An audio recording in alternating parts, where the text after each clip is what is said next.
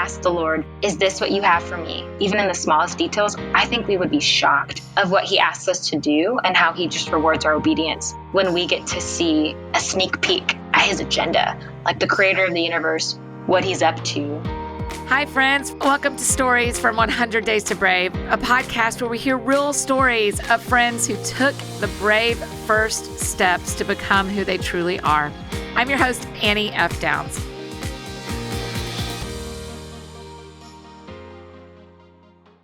Have you ever been in that place where you're chugging along and all the things are going well and you're feeling pretty good about life, and then all of a sudden, bam, God kind of drops a realization on you like, wait a minute, maybe I'm getting too comfortable.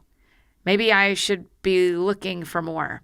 But you're not exactly sure what more is. You just know that doing more doesn't seem like a great idea because you like things the way they are and you did not ask to feel this way. Listen, I've been there. Getting those nudges and asking those deep, probing questions, yeah, that's not always fun. Thinking about stepping outside of your cozy bubble isn't fun. Doing the actual stepping outside of said cozy bubble, also not so fun. It's scary and hard and weird. But you know what? God wouldn't ask you to do it unless it was worth it, because he only has your best interest in mind. And we know he is always going to work something together for your good. And this is where our brave guest, Nichole, found herself. She was humming along when all of a sudden God was showing her ways she could step out of her comfort zone to live a bigger story. And while Nichole took some risks, she realized God was showing her how he wanted her to grow and serve in a brand new way. So my name is Nichole, and I live in Texas. I work part-time as a children's pastor and part-time pioneering a Greek ministry at a university here called the University of Texas at Arlington. And it's really exciting. I went there, and I was also in Greek life there, so it's really cool to kind of just feel like a college student again. It's fun. I'm from here. I'm an Army brat, so I've been all over, but I call Texas home. So I had a friend who was on a podcast as a guest and sent it to me. I was like, this is hilarious. Like, listen to me. It was the Relevant podcast. And Annie was on as a guest speaker. And I had heard about her through mutual friends. She came to town for something called Therefore Gathering. So I had heard so much about her. People would be like, she's an Enneagram 7. You'd love her. Like, she's awesome. She's single. Like, you'd love her. You need to listen to her. And so it was cool hearing her on that podcast and being like, oh, she's fun. People were right. And I just started following her. And she had posted one of the books that she had that was a devotional called 100 Days to Brave, and said teachers. And at the time I was teaching first grade, she was like, someone sent me that they're doing a devotional with their staff. This is a great idea. Email me if you want to do it. And I was like, what? That sounds amazing. I have been scratching my head on how to relate to other teachers and have gospel conversations with them.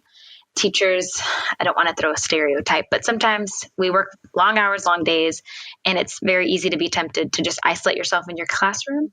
And I was kind of defeated like that. I wanted to build a community. So when I read that, I was like, this is it. This is how we're going to build community, by just reading a devotional together on how to be brave in the school. So it was really cool. Living in Texas, it's the Bible Belt, and so Christianity is not abnormal. And having conversations about Jesus is not difficult, but it's the going deep that is difficult. And it was so cool that Friday mornings at 7:30, I'd pick up some chicken minis from Chick-fil-A, and the same teachers came, and it was a community of people who wanted to be vulnerable and wanted God to be in their classrooms to help them love on these little, we call them little nuggets as a joke too. So knowing that it's hard to love each and every student, they have different backgrounds, different personalities, but trusting that God would give us the strength to do that was a cool conversation we got to have every other Friday morning.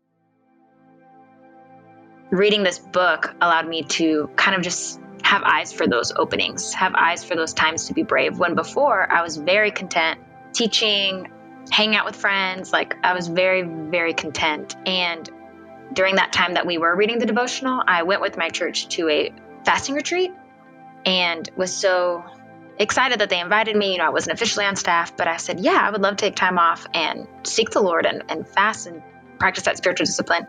And I remember praying, God, I want you to continue to use me. This is so cool what's happening at school. Like, keep showing me where you want to use me. And I distinctly remember just feeling the Lord say, I'm excited you want to be used by me, but do you want to abide in me? Do you want to spend time with me as much as you want to be used by me? And it was so convicting of like, wow, do I want to spend time with you, or do I just want to like go, go, go? And so it was so cool seeing those Friday mornings as a time to pause and abide with him in community. And so I do think it definitely opened the door to see what more he could have for me. When before reading the book, I don't think I had the eyes to see it. I was a full-time teacher, but I was helping out with the student ministry. The church is down the street from my school, so it was so easy to just leave work, pick up a sophomore girl, go get Diet Lime Cokes at the Sonic, and pour into them. And so that's when I started to feel, is this what you want me to walk towards? My principal was a believer as well, so that was cool that we were able to have those conversations even before we started the devotional. He was on board, like, yes, I'm so for you, reading this book with other teachers and building this community. But when I first got the job, I would joke with him. Like I said before, I was an Army brat, so used to not staying in one place. I would always joke like, hey, maybe I'll be a missionary one day. Maybe I'll move to Germany. We would always joke. And I told him, you have me for 3 years and I might leave you. And the year that we read the devotional was my 4th year. And he would always joke back with me like, wow, you stayed, like maybe this is it. And it went from joking to being like, no, actually pray for me. I think God is doing something. I'm loving pouring into these high school girls. I'm loving being able to share the gospel as a job. Yes, teaching was amazing. Yes, it is ministry to pour into the lives of these children and their families. But I felt a little stunted when these children would confide in me as someone in their life that they see every day. And we would have conversations that were deep, or there was something going on in their home life.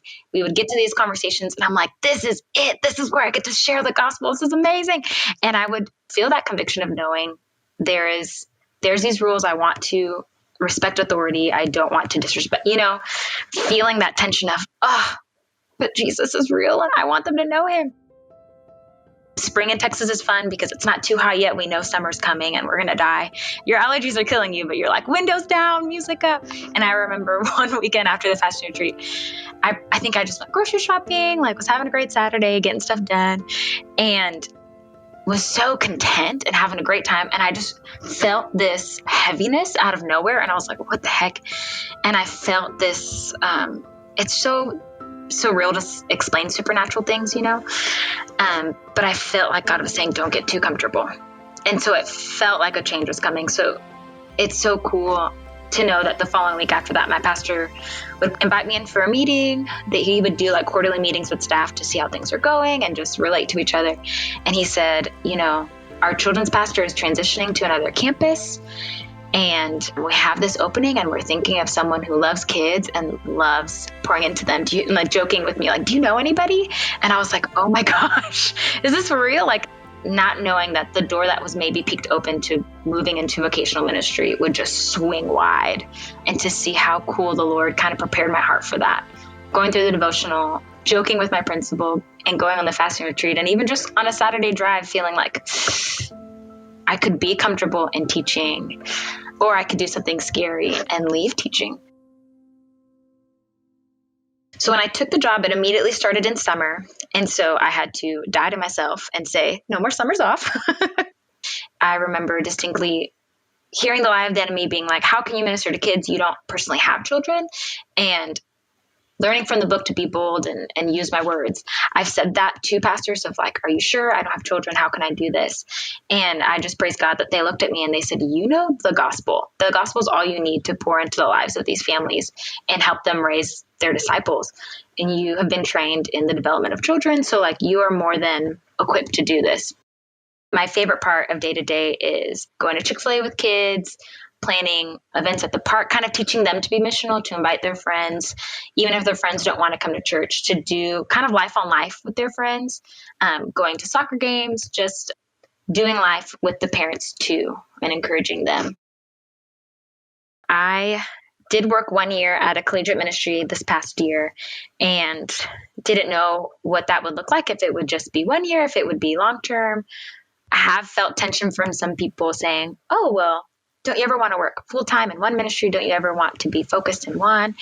And it's been so cool to hear that and take what's wise, but also come to the Lord and say, what does this look like? In January, I moved in with a couple from church who were like empty nesters. And right after I moved in, I had a friend call me and was like, "Hey, I know you moved out, but I see this house on campus and it looks so cool. I'm going to go visit it. Do you want to come with me?" And I'm like, "Yeah, sure." Thinking I'm just supporting her. Oh my goodness. When I walked in, it was the perfect house for college ministry. Wide open space, a sunroom. Like, this house is put right on the college campus down the street from Greek Row. And I walked in and I was like, crap. Oh my gosh, this is what's next. And it just confirmed to continue another year pouring into students in fraternity and sorority life and to live near them and use my singleness to do life with them. And so that's kind of what's next, is still pursuing the children at my church and the families at my church, especially during this time of uncertainty or job loss and kids at home and not at school. It's been cool to partner with them, but also partner with college kids who are back in their hometowns and encouraging them to be on mission there. So one of my favorite quotes from 100 Days to Brave says, "God sees your whole picture, your whole story, your future. You can trust him even when he derails your plan, because he is good and he loves you." And that hit home for me because it really opened my heart to trust him and not trust the security I had found in teaching, the security in a paycheck, the security in this 5-year plan. But it just really points back that God has authority. He's created me. He knows my life, but that ties in his intention with my life, that he's loved me and he's saved me. And because I live in that freedom, I can trust that everything that comes from him is good. So the derailing, I felt like when I read that, I was like, yes, amen. Like, I didn't see my life going this way, but he has been so intentional to, like I said before, lead me through the right doors and tell me to trust him. And every time I have, like, he's never failed me. And so it's cool that it's led me to more awe and worship and say, okay, where are we going to go now? So, like, kind of shaking in my boots because I live in Texas, but also knowing that he, if he's defeated the enemy and if he has victory, then, like, what can't he do?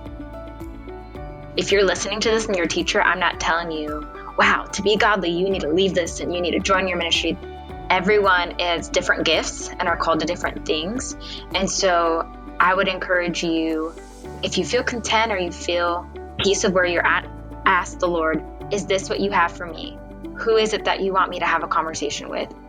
I knew he was moving in my elementary school through my teachers through this devotional, and I had no idea what would be next. And so I just think I don't know, I don't want to quote Forrest Gump because that's so cheesy, but life is like a box of chocolates.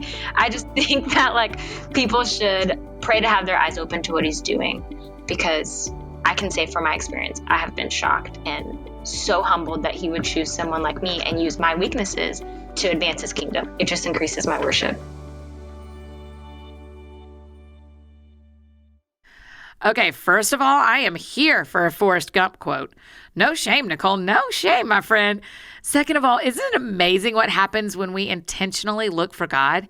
He may not always show up in ways we expect, and certainly not in the most convenient times, but he really has a knack for making things work out in just a spectacular way. Huge thanks to Nichole for sharing her story today, and shout out to all the teachers and children's pastors and college ministers listening right now. If you're shepherding kids in any way, please know I see you, and I am sending you a high five or an elbow bump of solidarity right now. I know 2020 has been a challenging time for you to try and guide your kids, and I want you to know what you're doing is seen and it's important. Okay, back to Nichole. I love hearing about the ways that Nichole was able to share about God and use 100 Days to Brave to build community with the teachers in her school, y'all. All because she asked God to help her see how he could use her.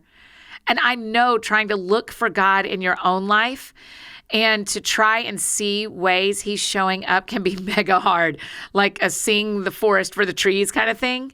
So to help you kind of step back and take a bird's eye view of your life, I've put together a brand new handy guide called the 100 Days to Brave Guided Journal. Oh yes, friends, you heard it right. 100 Days to Brave is now a journal. So for 100 days, I've pulled together my favorite thoughts on bravery and courage.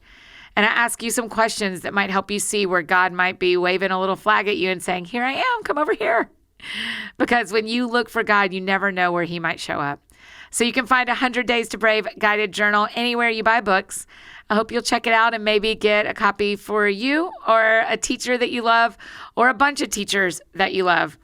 Hey, and I'd love to hear your thoughts about this episode and this particular story. You can tag me, Annie F. Downs. That's how you find me on Instagram, Twitter, Facebook, everywhere you want to find me. That's how you can find me, Annie F. Downs. So use the hashtags stories from 100 Days to Brave and 100 Days to Brave. They're in the show notes, and use the actual number 100. And if you want, we'd love for you to share this story. And also, if you want to see some other teachers and schools that are grouping up and using 100 Days to Brave, just look up the hashtag on Instagram, 100 Days to Brave Teachers. It's one of my very favorites. All right, friends, thanks for being here today. I hope you choose one way just to step a little teeny bit outside your comfort zone. And if you do, tell me about it. I want to know. All right, I'll see y'all next time.